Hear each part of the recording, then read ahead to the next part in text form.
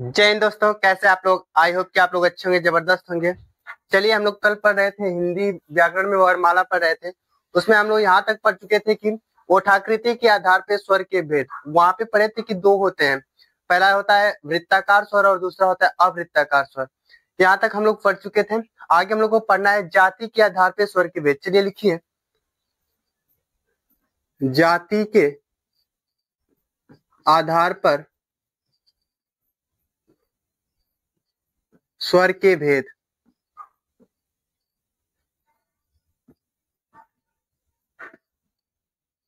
जाति के आधार पे स्वर के भेद कितने होते हैं? दो लिखिएगा। पहला सजातीय स्वर,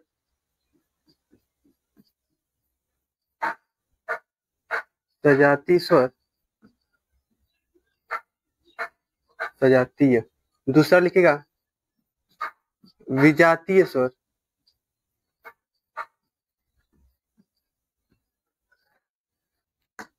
चलिए, पहला है सजातीय स्वर, दूसरा क्या है? विजातीय स्वर। सजातीय स्वर क्या होता है कि एक ही जैसे दो स्वरों के योग से बने स्वर को सजातीय स्वर कहते हैं।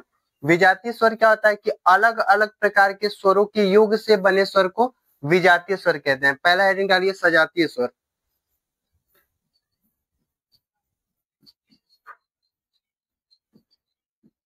इसमें लिखिएगा एक ही प्रकार के स्वरों के योग से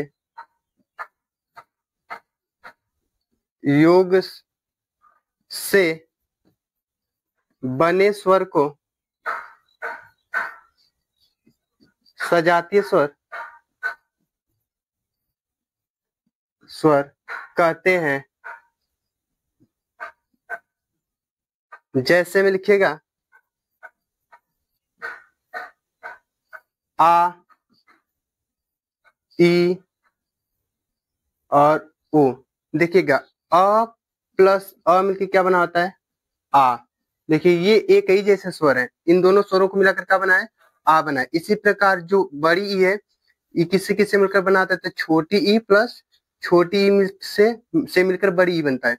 इसी प्रकार बड़ा हूं, ये छोटा हूं प्लस छोटा हूं से मिलकर क्या बनाता है? बड़ा हूं। तो ये क्या है? एक ही प्रकार के स्वर है, तो इन्हें क्या कहते हैं? सजातीय स्वर। अच्छा, इसको और एक नाम से जाना जाता है, तो इसको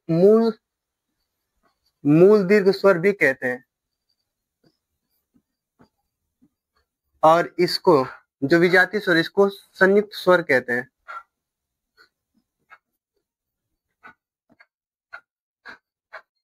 चलिए दूसरा हेडिंग विजातीय स्वर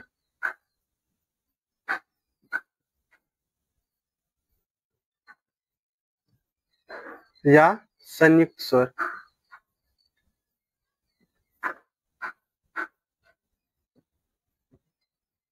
इसमें लिखिएगा अलग अलग प्रकार के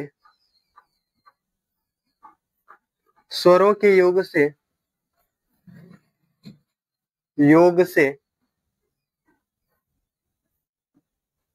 बने स्वर को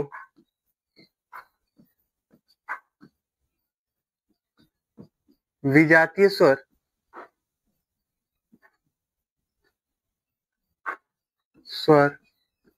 कहते हैं। अलग अलग स्वरों के युग से बने स्वर को क्या कहते हैं? विजातीय स्वर। जैसे में लिखिएगा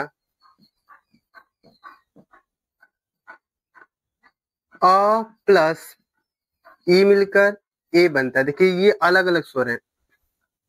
इसी प्रकार अ प्लस ए मिलकर ए बना होता है, और अ प्लस ओ मिलकर ओ बना होता है।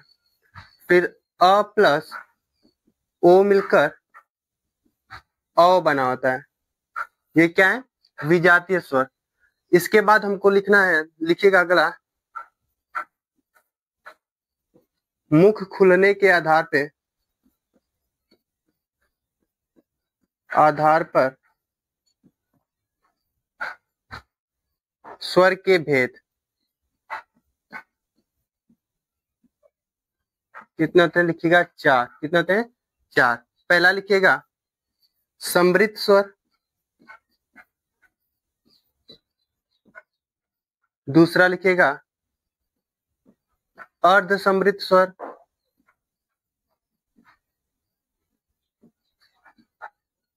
तीसरा लिखिएगा विवृत स्वर और चौथा लिखिएगा अर्ध विवृत स्वर।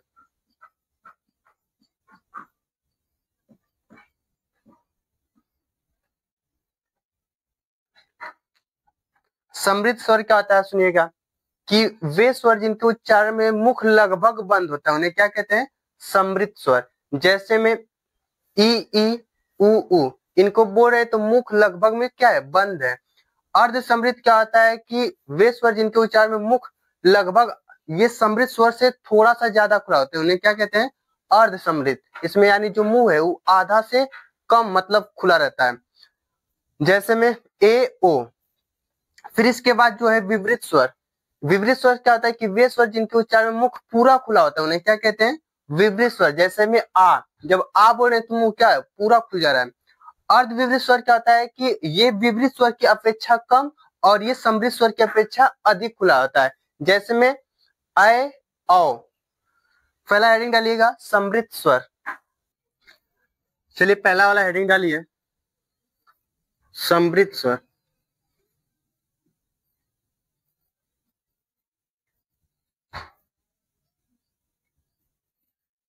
इसमें लिखिएगा वे स्वर जिनके उच्चारण में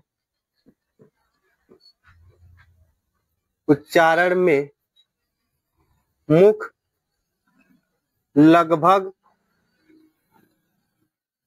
बंद रहता है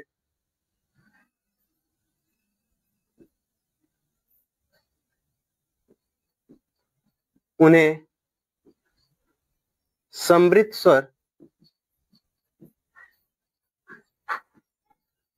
कहते हैं। जैसे में लिखिएगा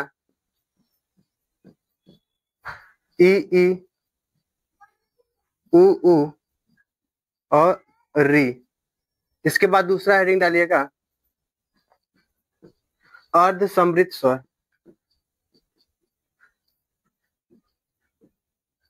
लिखिएगा इसमें वे स्वर जिनके उच्चारण में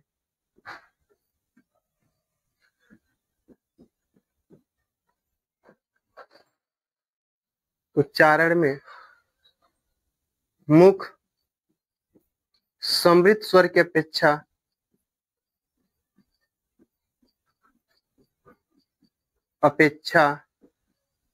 अधिक खुले होते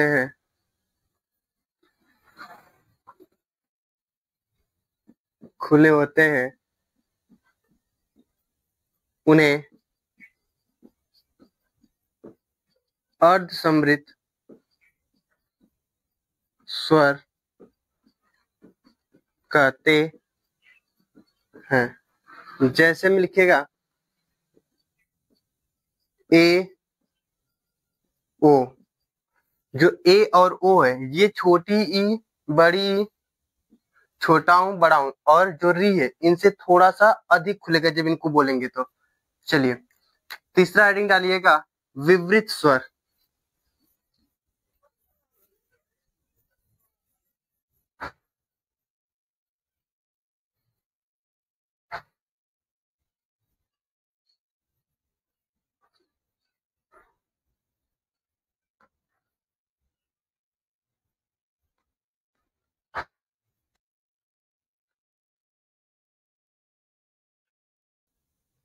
चलिए तीसरा लिखिएगा विवृत स्वर।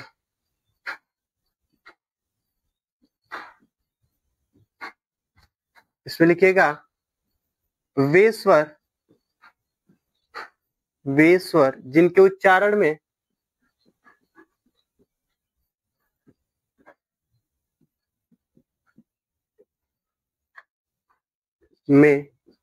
मुख पूरा खुला होता है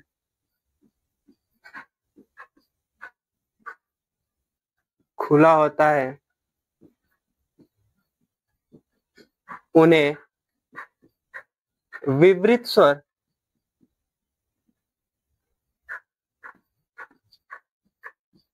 कहते हैं। जैसे में लिखिएगा आप बोल रहे तो मुंह क्या हो रहा है, पूरा खुल जा रहा है।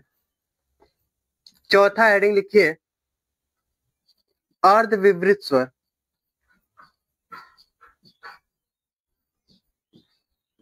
इसमें लिखिएगा वे स्वर जिनके उच्चारण में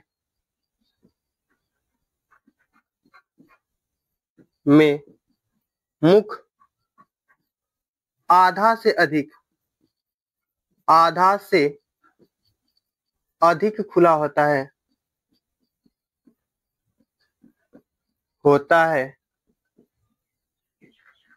उन्हें अर्धविवृत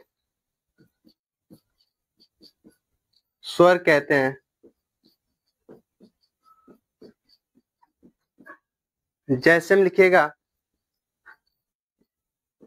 ऐ औ ऐ औ। चलिए इतना तक हो गया।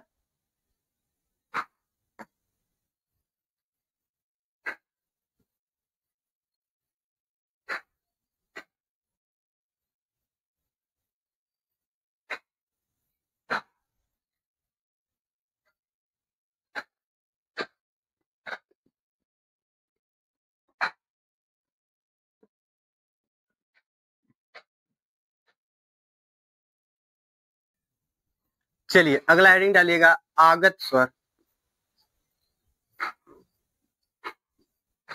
इसमें लिखिएगा आगत स्वर होता है।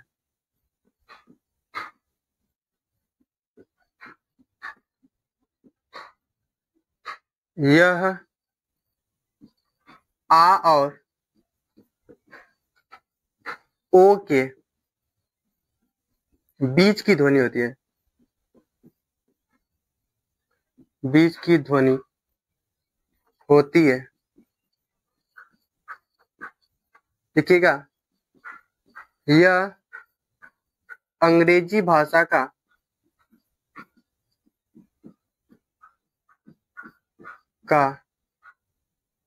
शब्द है। नीचे स्टार पॉइंट बुलाकर लिखिएगा इसका प्रयोग अंग्रेजी भाषा को हिंदी में लिखते समय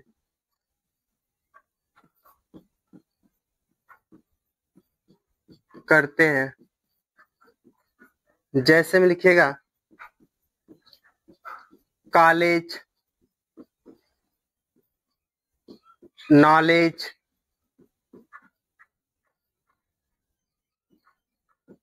हॉस्टल इत्यादि या फिर आदि। चलिए यहाँ तक हो गया।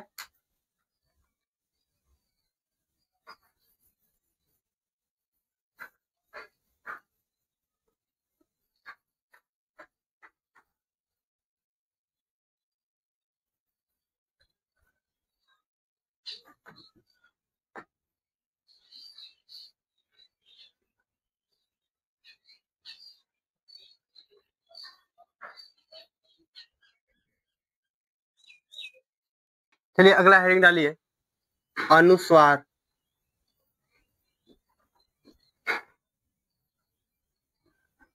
सुनिए अनुस्वार क्या होता है।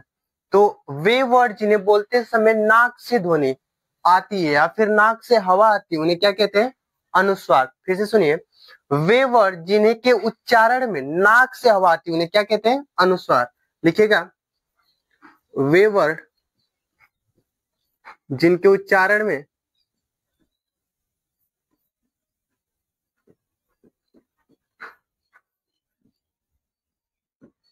नाक से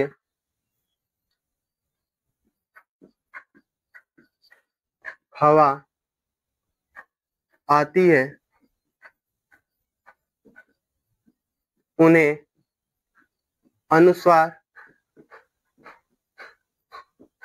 कहते हैं। वे वर्ड जिनके उच्चारण में नाक से हवा आती है उन्हें क्या कहते हैं? अनुस्वार कहते हैं। स्टार पॉइंट बना के लिखिएगा। अनुस्वार का चिन्ह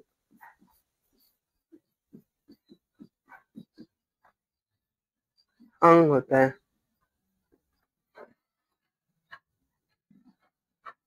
जैसे में लिखेगा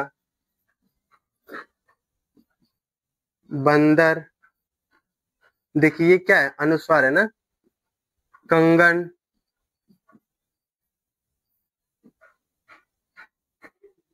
बंदर, कंगन, कंचा, ये क्या है? अनुस्वार। चलिए अगला हेडिंग डालिए, अनुनासिक।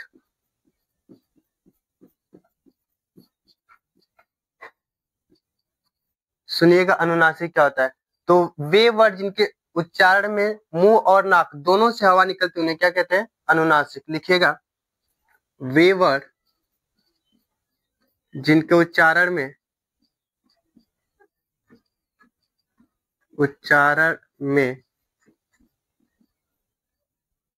मुंह और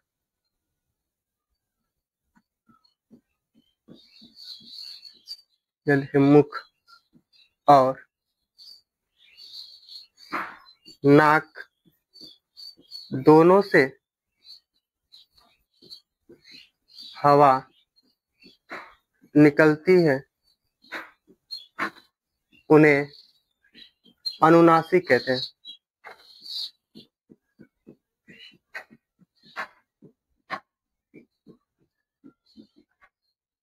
लिखिएगा स्टार पॉइंट बनाकर। इसका चिन्ह चंद्र बिंदु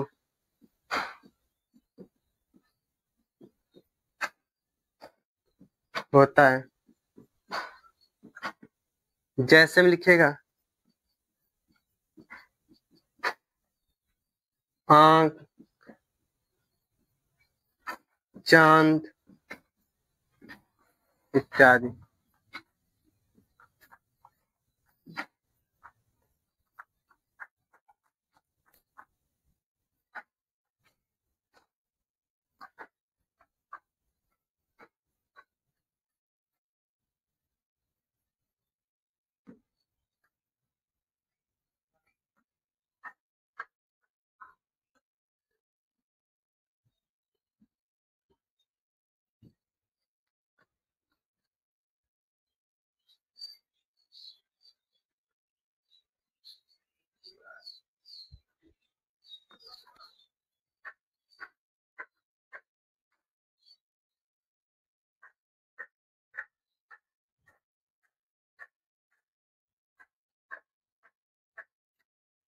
अगला हेडिंग डालिएगा विसर्ग।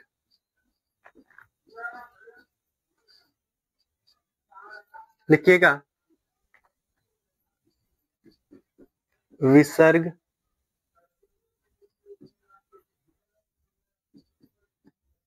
विसर्ग का उच्चारण ह की तरह होता है।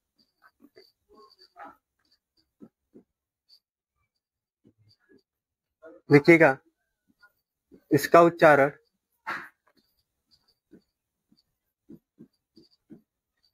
कंठ से होता है।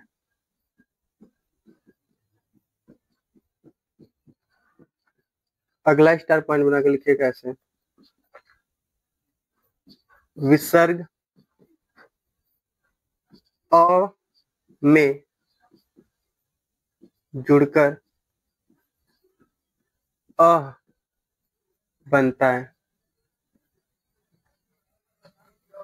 अगला स्टार पॉइंट बना के लिखिएगा विसर्ग का प्रयोग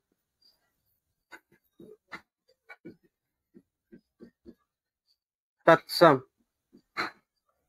तत्सम रूप में होता है या तत्सम शब्द में होता है। जैसे लिखिए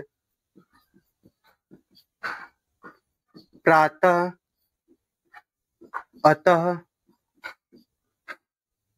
प्रातः, अतः, प्रायः। देखिए लास्ट में क्या है, त, इसमें क्या है, अ जुड़ा है, तो अ में क्या है, ये जुड़ा है, तो ये क्या है, विसर्ग है। चलिए कुछ चीजें हैं जिसको स्टार पॉइंट बनाकर नोट कर लीजिएगा।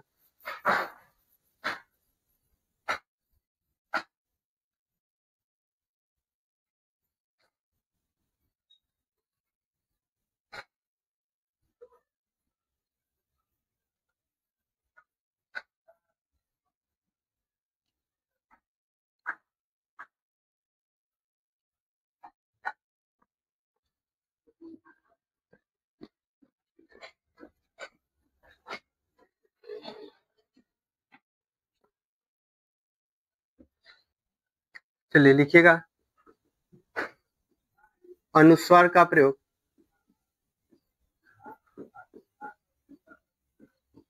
तत्सम शब्दों में, तत्सम शब्दों में होता है।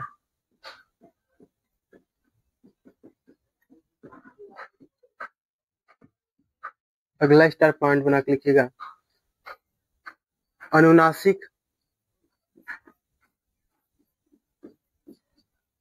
अनुनासिक का प्रयोग तद्भव, तद्भव शब्दों में करते हैं, शब्दों में करते हैं। अगला स्टार पॉइंट बना के लिखिएगा, विसर्ग का प्रयोग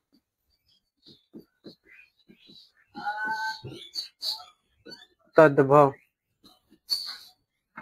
शब्द में होता है।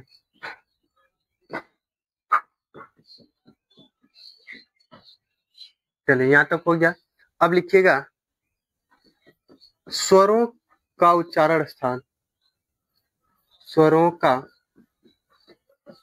उच्चारण स्थान, स्वरों का उच्चारण स्थान में लिखिएगा अ, आ, ई, ई, उ, ऊ, री, ए, ऐ, ओ, औ। ठीक है क्या, जो अ और आ ये कंठ से बोला जाता है, कहाँ से, कंठ से, यहाँ से। फिर जो ई और ई है ये तालु से बोला जाता है। जैसे ई बोल रहे हैं तो जो जीव है ये दांतों में जो निचला वाला दांत उसमें सटा हुआ है। ऊ ऊ ये क्या है, ओष्ठ से बोला जाता है, ओष्ठ से या फिर ओठ से ना। री जो है ये मूर्धा से, मूर्धा से बोला जाता है। जैसे री जब बोल रहे हैं तो ये क्या है, जो ऊपर वाला ये मूर्धा है उस पे जाके जीभ क्या हो रही है, टक्कर खा रही है। फिर देखिएगा ए है, ये कहाँ से बोला जाता है, तो कंठ और तालु, कंठ तालु। देखिए क्या, जो अ ए किससे मिलकर बना था, अ प्लस ई से मिलकर बना था। तो देखिए अ कहाँ से बोला जाता है, कंठ से, ई कहाँ से बोला जाता है, तालु। तो इसलिए ये ए और ए कहाँ से बोले जाते हैं, कंठ तालु से। इसी प्रकार जो ओ और औ है ये कहाँ से बोले जाते हैं, तो कंठोष्ठ, कहाँ से बोले जाते हैं, कंठोष्ठ से ना। जैसे में देखिएगा अ प्लस उ मिलके बना होता है ओ, तो अ कहाँ से हो जाता है, कंठ से, उ कहाँ से बोला जाता है, ओठ से। तो कहा हो जाएगा दोनों मिला के कंठोष्ठ या कंठ प्लस ओष्ठ। चलिए थोड़ा सा इसमें यहाँ लिख लीजिए,